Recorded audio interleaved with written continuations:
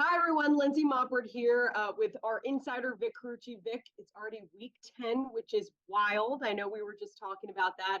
And for the Bills, they have yet another primetime matchup this week on Monday night as they host the Denver Broncos.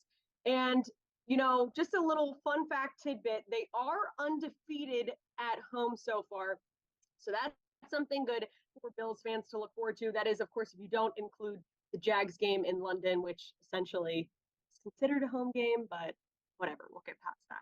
But after last week's loss to the Bengals, I know that was kind of a tipping point for a lot of people, kind of, just something that people were hoping they would find a way and come out on top of that game. But at this point in the season, again, week 10, I mean, now you're facing this Broncos team who, you know, essentially, as you would say a little bit earlier in the season, you would picture this as a give me game, but the games recently, I don't think we could say any of them are that at this point. So, where do you see this Buffalo Bills team at this point in this season and just how critical this game is? When you looked at the Bengals game, it was hard to see the Bills coming out of that with a win.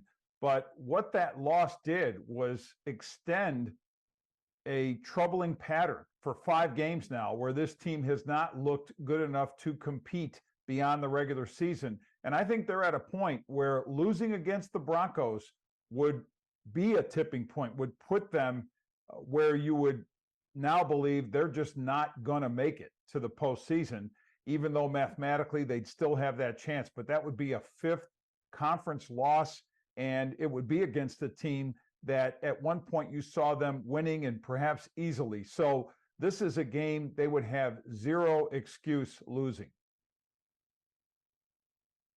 And we had talked about it a little bit, but I think one of the biggest takeaways after this past week was just the fact that McDermott, Josh, all of the leaders on this team, they don't have answers on both sides of the ball. There are no answers when it comes to, can you pinpoint this one thing or that one thing?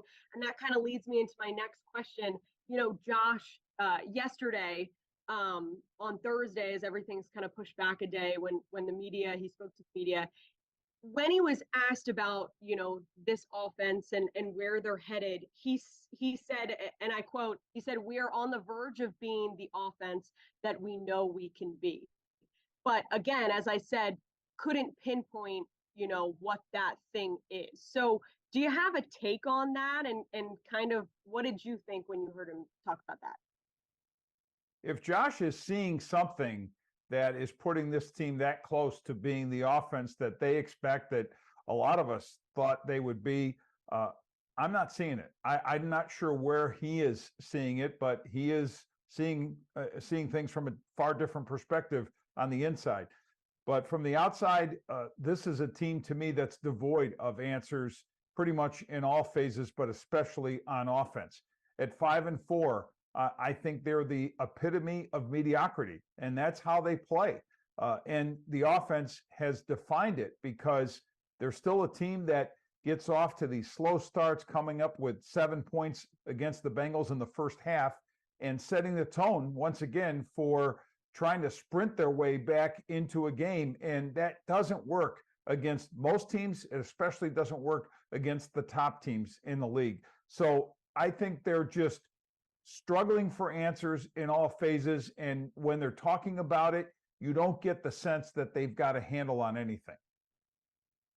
Yeah, and Josh also went on to say during that press conference just that, although Ken Dorsey is getting a lot of heat, he feels that it really comes down to the guys out on the field. Like, Dorsey should be able to call any play in the playbook, and those guys should be able to go out there and execute.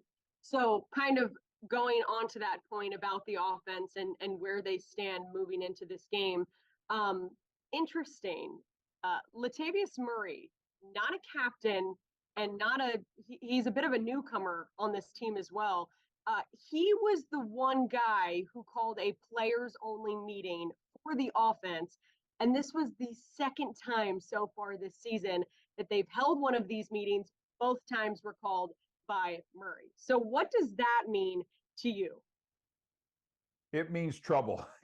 I've rarely seen a circumstance, as long as I've been around this game, and it's been a lot of years, that almost a half century's worth of watching the NFL, that when you hear players only meeting of any kind, it's usually when a problem has gone to the abyss, to being unsavable. And I get it. It's okay that the players want to have a free forum, no coaches, and they can talk amongst themselves. They can talk about their own accountability. But if everything is on the table, you would think there's some level of disconnect in this conversation of what they're seeing from the coaching staff that they don't like, either in the way of what's being done or not being done. And that's being shared too. It's okay to do that, but usually when it's done, you've reached a point of critical mass. I think it's interesting that a non-captain, but he is a veteran, Latavius Murray, 33 years old, sees the need to do this, not once, but twice. And you have to sort of be very alert that, is it a guy that's just, howling in the wind? Is he making the noise that others should be making, like at the captaincy level, whether it's Josh Allen at quarterback or Stephon Diggs at wide receiver? There are other veteran players who are in positions of being commanders of this team. And are they not seeing what Latavius Murray sees as being obvious? Yeah, definitely interesting to see that, again, as I said, he called both of the meetings so far this season. But now I kind of want to turn the page and look on the other side of the ball. The injury report just came out, and as the season continues, it just seems like this defense cannot catch a break. On the injury report today, as of Friday, we have Christian Benford did not practice, Terrell Bernard limited at practice as he's in concussion protocol, and then Micah Hyde also did not practice. So, I mean, something interesting that we had talked about prior to practice today, when Sean McDermott was talking to the media and just kind of discussing who was going to be practicing and who wasn't, and when asked about the defensive injuries, he said something about looking forward to those challenges and how injuries are part of the season, and we get that. But he said that he looks forward to them when it's not your starters, which is an interesting comment because it is his starters. So what does that mean to you, and just kind of to the defense moving forward? There feels like some level of resignation on Sean McDermott's part as defensive coordinator, that he just doesn't have enough healthy bodies to have the kind of success he was expecting this defense to have. Now, he can embrace the challenge. That is the kind of guy Sean McDermott is.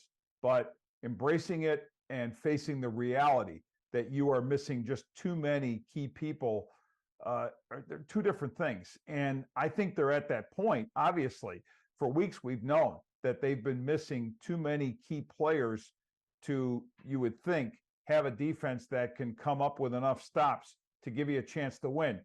However, they have had those moments where this defense has overachieved, and give Sean McDermott some credit for that, for the job he's done as a coordinator. But they're also a team that needs the offense to bail it out, and that's not happening. The core problem of the Bills right now is an offense that isn't doing what, and it's mostly healthy, what it should be doing to give this team a better chance to win and be in position to go into the postseason, or to win their division and go into the postseason with the kind of strength we thought they'd have.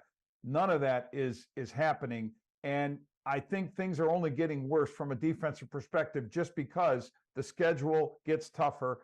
And this time of year is when you lean more heavily on your defense to be foundational, to carry you. I don't see where that foundation is for the Bills right now. Yeah, and Vic, as you said, one of the toughest, I think it may be the toughest schedule moving forward, which is definitely going to be difficult to try and get. I believe it's 5 more wins out of the next 8. Now looking ahead, we're going to stay, as they say, one game at a time. So just looking ahead to Monday, the Broncos are coming to Orchard Park, but they're coming off a bye, and the last game that they played was against the Chiefs for the second time in 3 weeks, and they held the Chiefs to just 9 points. Okay, and I know the Chiefs have been playing, there have been some questionable games, and we've seen this and that, whatever. But what does that say about this Broncos team, and what do you see there? It's fair to think that the Broncos might be finally hitting their stride, might be showing what kind of team a lot of people thought they might be under Sean Payton as their first-time head coach there. Of course, a guy with a long track record of success, and the guy who was thought to be able to bring out the best of Russell Wilson, their quarterback. All of those things were coming to fruition, along with some strong defense, by the way, when they faced the Kansas City Chiefs in Denver. But that was a while ago, so if there was momentum from that game, you have to wonder if the bye came at a bad time from that standpoint. On one hand, you have a disruption of maybe that sense of confidence that, hey, we're not as bad as our record says we are, and we're capable of beating arguably the best team in the league, or one of the best teams in the league, in Kansas City.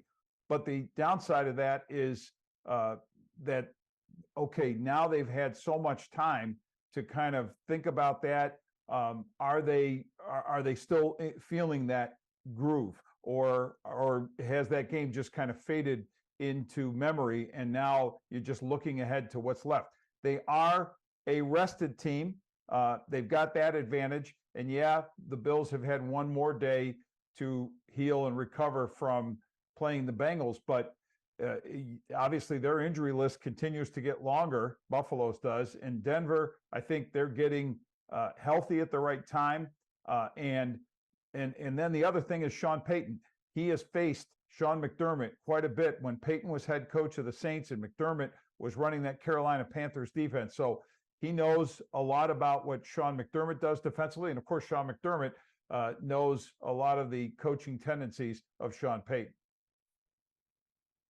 Great. And Vic, we've seen what happens when the Bills face teams who are on a bit of a stride. So Vic, we'll have to see when Denver comes to Buffalo again. That is on Monday night. Kickoff is at 8:15. But for now, for Vic Carucci, I'm Lindsey Moppert, Channel 2 Sports.